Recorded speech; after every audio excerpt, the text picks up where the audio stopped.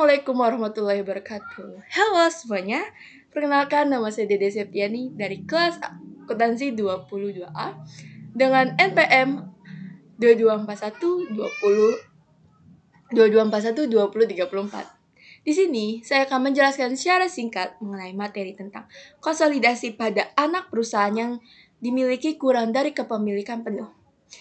Adanya hak pengendalian keuangan di anak perusahaan diperlukan oleh induk perusahaan untuk mengkonsolidasi anak perusahaan tersebut.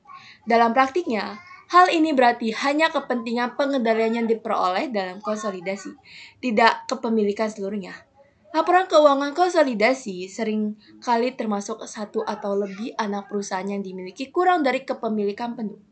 Pemegang saham yang memiliki lembar saham anak perusahaan yang tidak dimiliki oleh induk perusahaan disebut secara kolektif sebagai kepentingan non-pengendali. Pengaruh kepentingan non-pengendali ketika anak perusahaan dimiliki kurang dari kepemilikan penuh, pendekatan umum yang digunakan untuk konsolidasi sama dengan sebelumnya.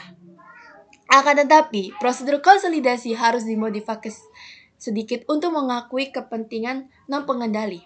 Perhitungan laba bersih dan saldo laba konsolidasi pun harus memasukkan kepentingan non-pengendali.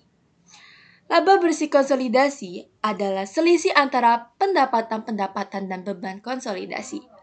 Laba yang didistribusikan kepentingan non-pengendali pada anak perusahaan didasarkan pada bagian proporsional dan laba bersih anak perusahaan.